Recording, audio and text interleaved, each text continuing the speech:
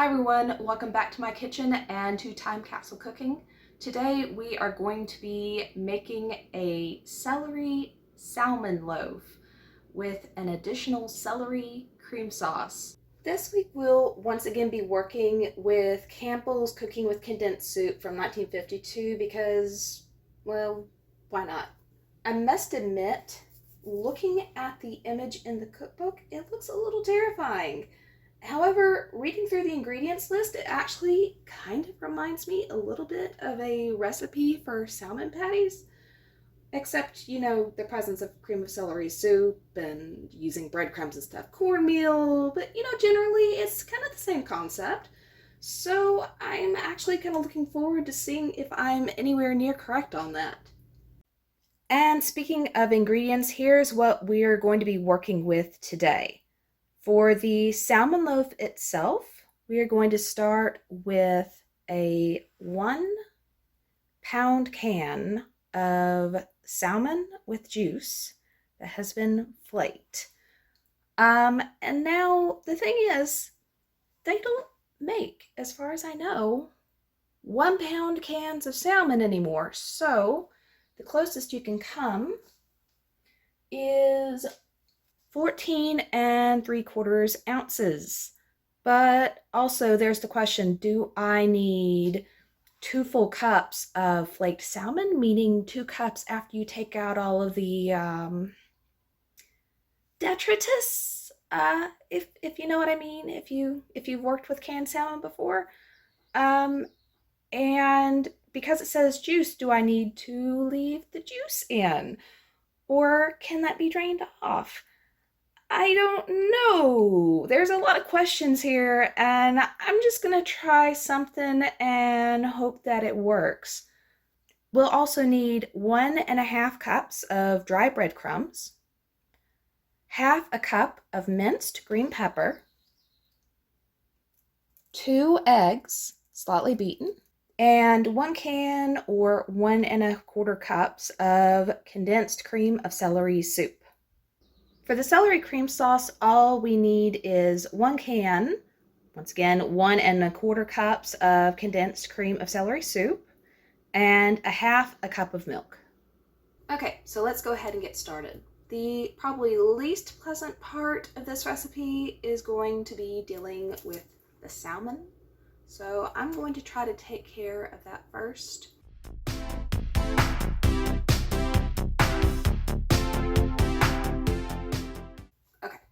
Finally, after way too long of having my fingers coated in salmon and bones and all that fun stuff, this is what we are left with. And it looks a lot better now.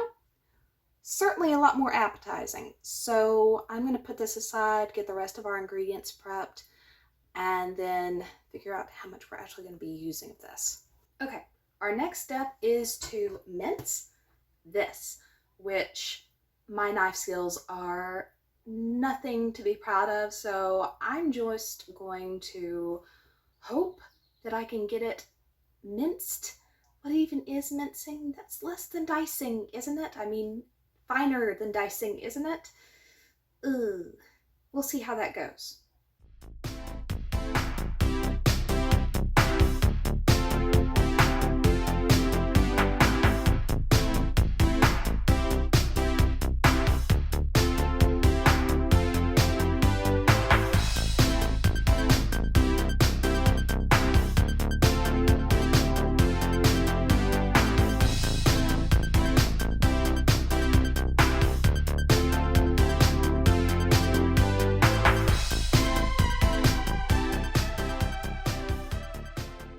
Are these minced? I don't know. And at this point, I hope they are, because I don't really care anymore. That was way too much work. Last step is going to be beating the eggs. That will be much quicker, thank goodness. Okay, we have finally came to the portion of the recipe where the steps actually start and we aren't dealing with the prep of our ingredients anymore. So I have started preheating my oven to 350 degrees, and I am going to be greasing up a loaf pan. Now the recipe says a small loaf pan. I have no idea what size a small loaf pan is. However, I know that none of my 3 loaf pans, are any different than a normal size, so let's hope that it works. The recipe, as I said, calls for 2 cups of flaked salmon. Now, whether that's just saying the 1 pound can of salmon, that would be 2 8-ounce, 16 ounces, or whether it actually wants me to measure out 2 cups, I'm just gonna go for putting 2 cups worth in here and go with it.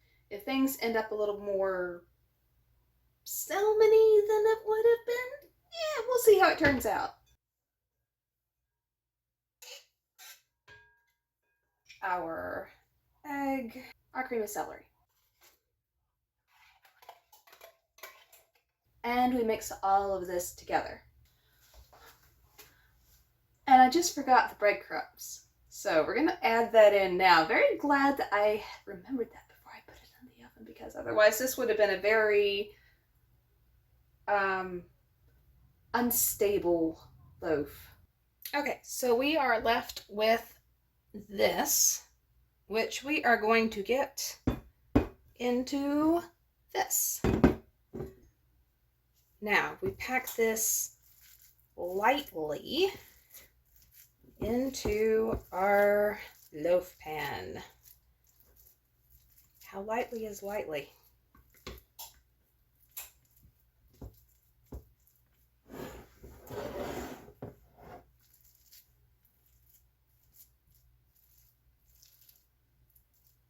I guess just enough to smooth down the top. That's what I'm going to go for, at least. And yeah, as you can see, I did not put any of that salmon juice back into here because it's moist enough. That should be fine. Last step is putting this into the oven for 1 hour at, as I said, 350 degrees.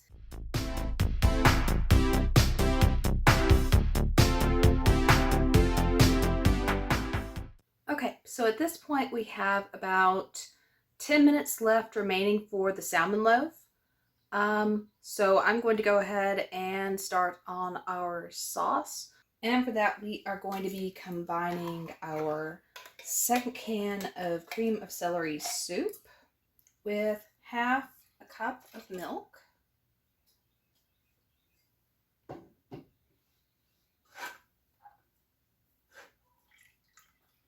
And we are going to heat this, and then we'll be heating it to simmering. So I got it out of the oven, and I managed to get it out of the loaf pan, amazingly. Not completely unscathed, but here,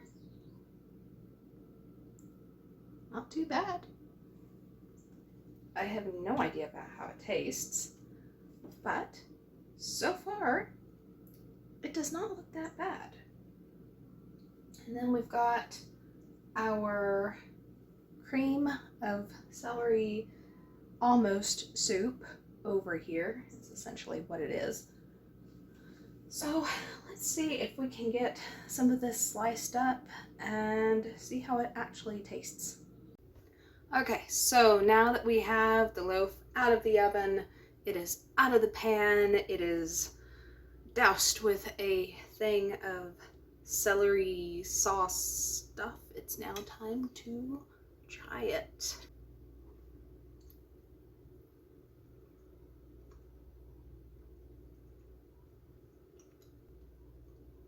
I don't dislike it.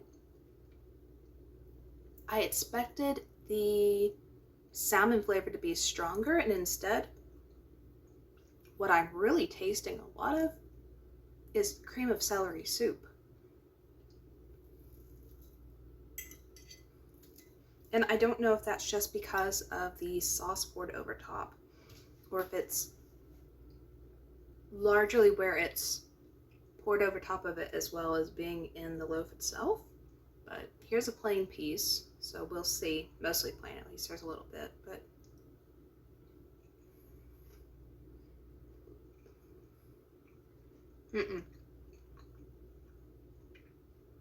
that cream of celery soup is really pronounced throughout the whole thing.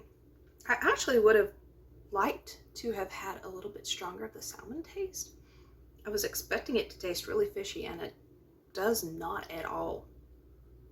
I was also expecting much more of a taste from the green peppers, and that isn't coming out as much either. And you really have to get a bite with a lot of the green peppers in it to taste those coming forward. I'm really surprised at how strong the cream of celery flavor is in this. Although thankfully the texture of the salmon does kind of come in there. It wasn't nearly as overly moist of a texture as I was worried about when I cut into it. You still have that nice kind of little bit of that flakiness from the salmon, and you also have a little bit of crunch from the green peppers, which, as I said, is nice.